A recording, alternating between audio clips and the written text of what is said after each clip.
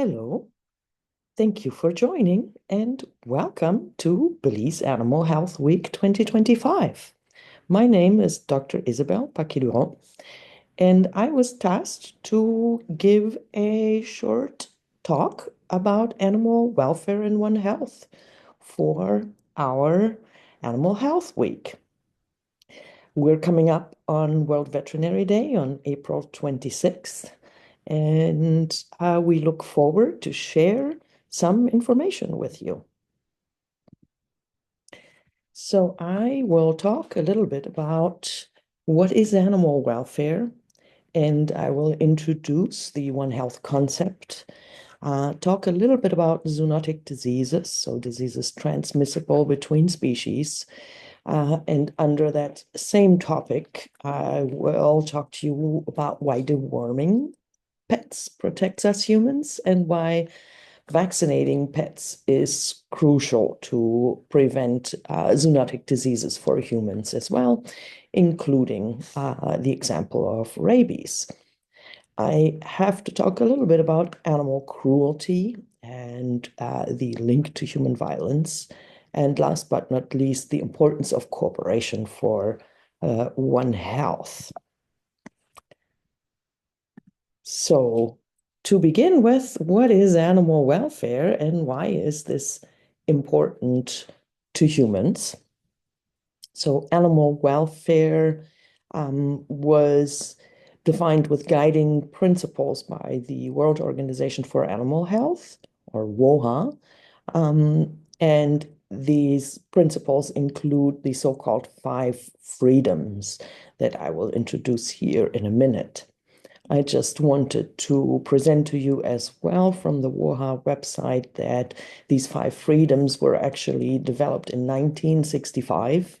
They're widely recognized and describe society's expectations for the conditions that animals should experience when they're under human control. So this is not new. And let's talk about what are these five freedoms. So these five freedoms include the freedom from hunger, malnutrition, and thirst, so requiring proper diet. The next one is freedom from fear and distress, as well as freedom from heat stress or physical discomfort, freedom from pain, injury, and disease. And last but not least, the freedom to express normal patterns of behavior. This can be particularly challenging when we're talking about some of the exotic pets or the example of birds. A normal pattern of behavior for them has to include flight ability, for example. So these are the guiding principles for what is animal welfare. What do we mean with that? Why is this so important? In a nutshell, if we have well cared for animals, that equates healthy animals. And if we have healthy animals, that equates healthy humans. If we protect animals from diseases, we indirectly protect humans from many zoonotic diseases. And animal cruelty is linked to violence against humans and many other violent crimes. So, again, protecting animal welfare equates ultimately to protecting humans from violence as well. And now, what is One Health? One Health, you could say, started as an idea that the health of humans is connected to the health of animals as well as our shared environment. For us, that is particularly important because if we protect one, we help to protect all three of them. In our case, as the Belize Wildlife and Referral Clinic, we focus primarily on wildlife health, but we do so to ultimately protect human health and environmental health as well. So here is a billboard that we made to showcase this One Health concept, the three connected circles of human health, animal health, and environmental health that overlap in the center with all these innate connections that we have, whether we know it or we don't, whether we like animals or the environment or don't, we are impacted by both of those, and we do also impact them. What you can see here is the translations into all of our languages, so from English, Spanish, Mayan, and Garifuna, and last but not least, Creole, Kanek Alawi. We wanted to showcase that this is not something that affects just certain people, but it truly affects us all. We also have our phone number on here for any persons who do find wildlife in trouble or who have trouble with wildlife, where we have a 24/7 hotline to provide advice or assistance. Here now we have for you a full definition for what is the One Health approach. This definition was coined by the Food and Agricultural Organization, the World Animal Health Organization, and the World Health Organization, joined by the United Nations Environmental Program. This definition was coined in 2021 after the world had started experiencing COVID as a pandemic. So you can read it on the screen. It's an integrated, unifying approach with the aim to sustainably balance and optimize the health of people, animals, and the ecosystem. And yes, don't be fooled by these recent dates. COVID finally brought these entities together to agree on a joint definition, but this is certainly not new to veterinarians as a concept.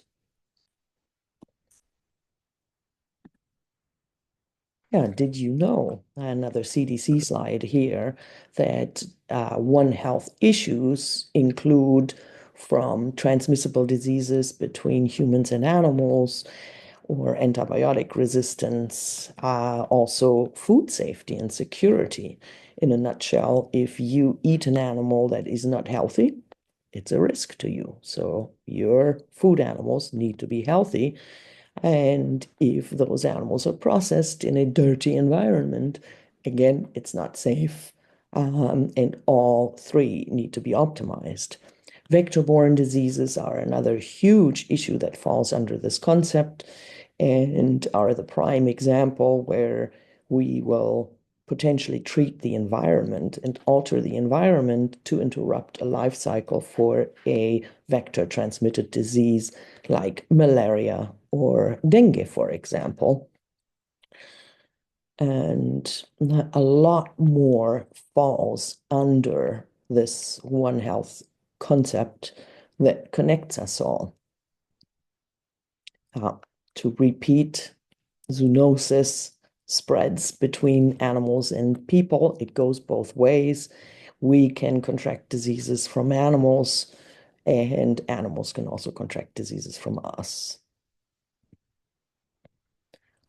So yes, why is this so important? Did you know that more than 50% of all infections that we humans get are indeed zoonotic? So it's the majority of our diseases that are shared between species. It's no small portion. And this brings me to why we should all have a big interest in deworming our dogs and cats.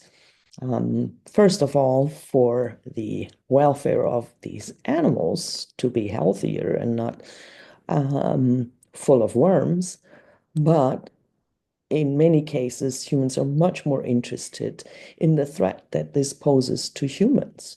So parasitized dogs and cats will defecate and contaminate the environment in public areas, which is the source of infection for humans and particularly children who can contract roundworm eggs and contract what's called larva migrans. So treating our animals for worms actually protects our children from very hard to diagnose and complicated diseases. So that's why. And why do we want to vaccinate, for example, for rabies?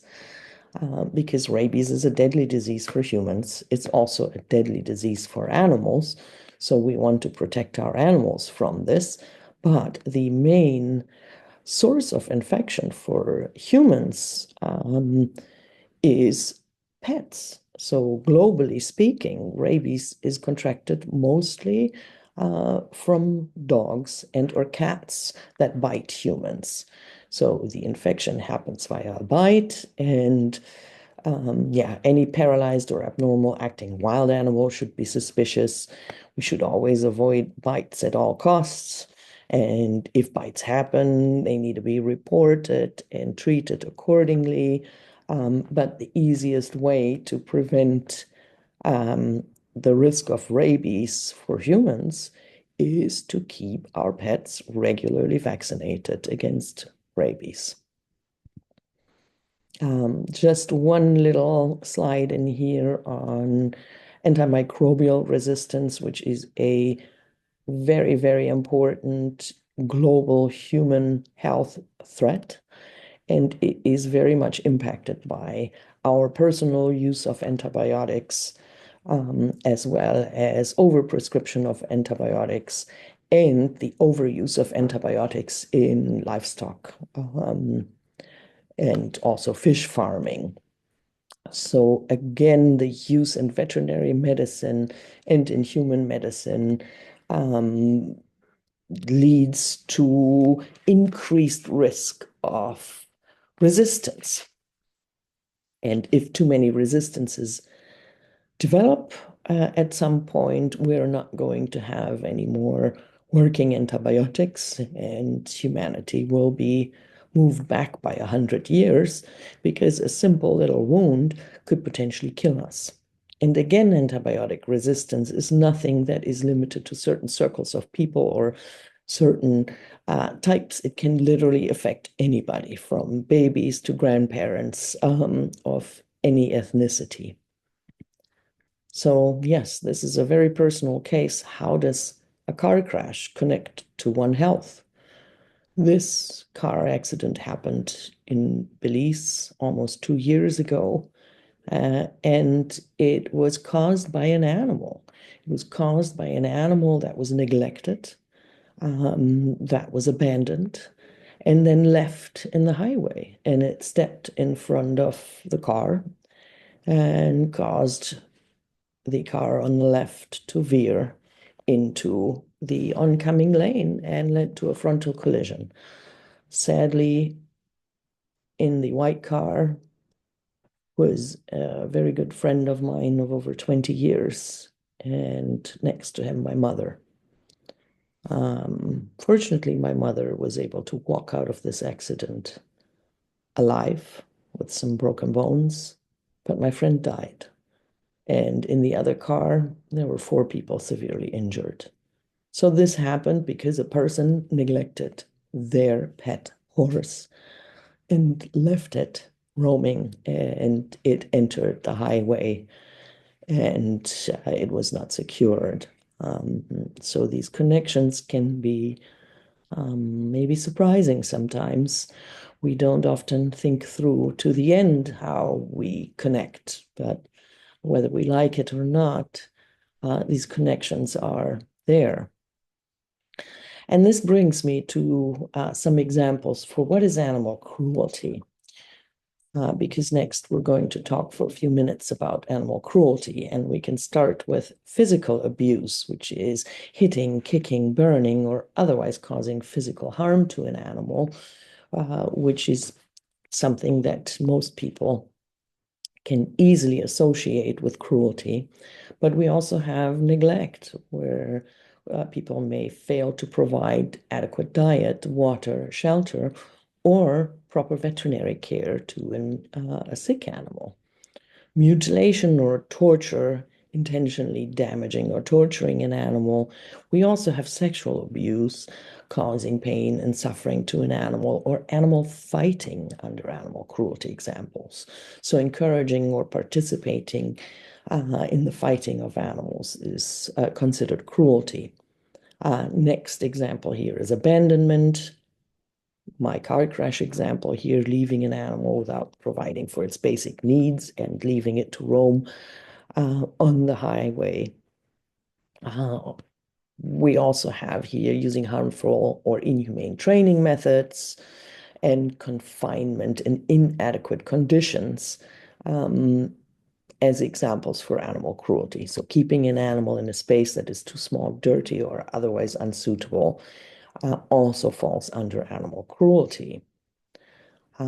So the link here, animal cruelty, again, using a One Health approach, we are concerned about it based on a concern for the animal, but even more concerning is that it is a sentinel.